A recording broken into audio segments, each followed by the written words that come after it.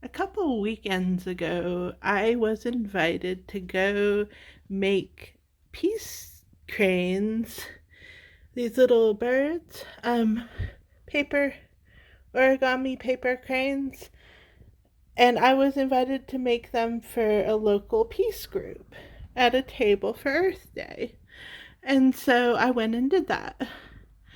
But I ended up learning something in the process from a little boy who might have been 9 years old.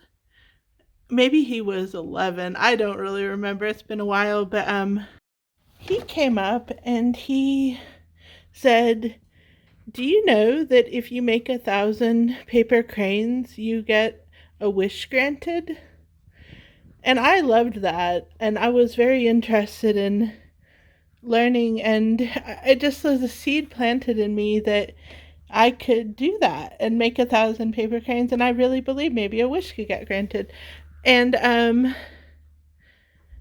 but the problem for a second became, when you make so many paper cranes, what are you going to do with them? Like, if you're throwing away 1,000 paper cranes, it's not really going to be worth it for me.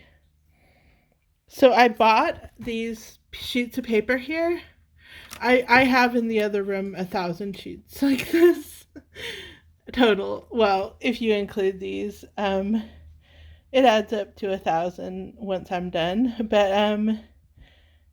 that's what it is with the chains of cranes, because like when you make a peace crane chain, it's kind of like a pretty thing that people can have, and I can give them to people and stuff. And hold on, let me show you.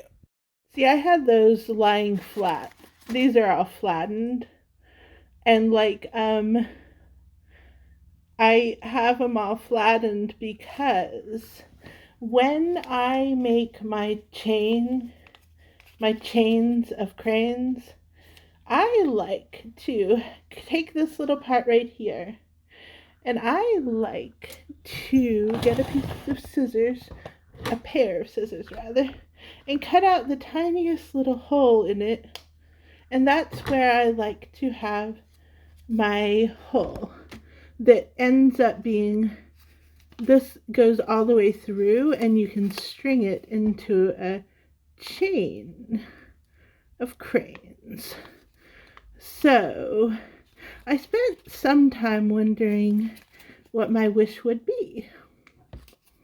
But, and when I was doing this with little kids and all kinds of people at that little tabling event, I showed them you can have a fat bird, and that's a crane, or you can have a thin bird, and you can have the bird be as thin or as fat as you choose. Oops.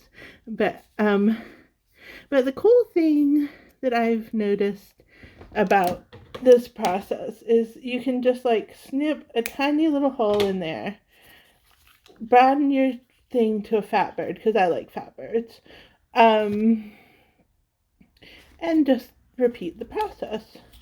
That way, you might want to paint a little on top of it, but it I like white paper especially, but I painted that one a little bit.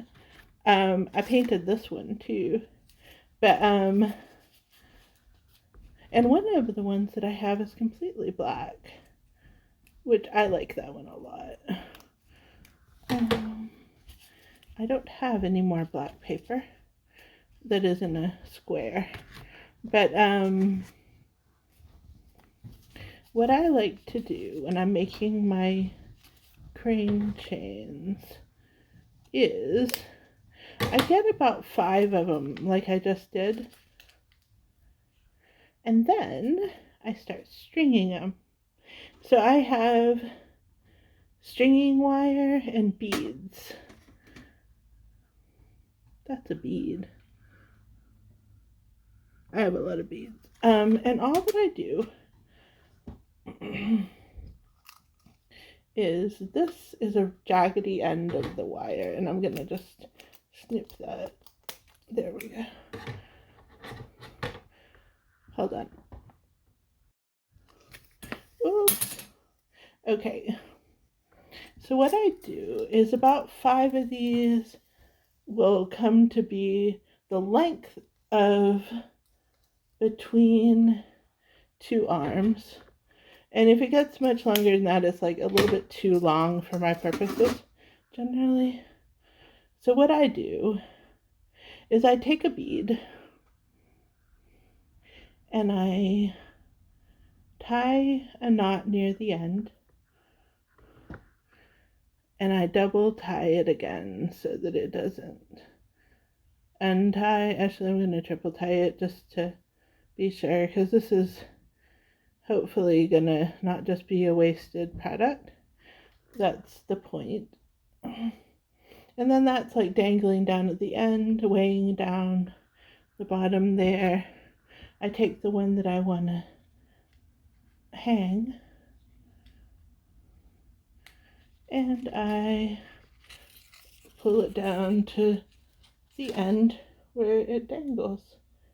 And all you do to make the crane chain that I showed in the beginning of the video is you repeat the process. So like, I want to put another one right here. I tie a knot right here, and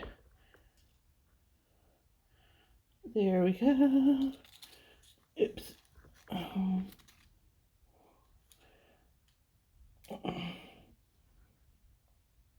There, and the knot, whoops, that didn't actually tie into a knot.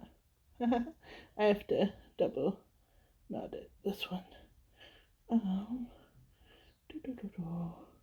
All right. There we go. That's gonna be a knot. So like, you tie your next knot, and you take the next crane, you feed it through the bottom into the hole that you have made at the top.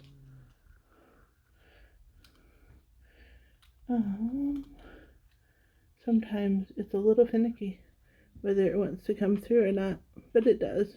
That's why wire is so much easier than string for this, but you can use either one.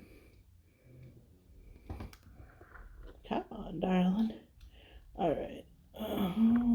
There we go. And you just keep repeating the process until you have a crane chain. You just tie, like the top, you just make a little loop to hang it by.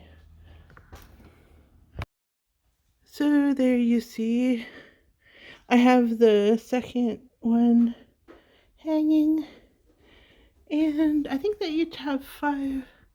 No, that one only had 4, but then this one has 5, and the cat will bob it, but it's one way to make sure that something at least artistic comes of it, and you don't have to throw them away. Favorite ones are actually when you take a plastic sheet and you fold it, and then you can leave them outside to collect water, and it's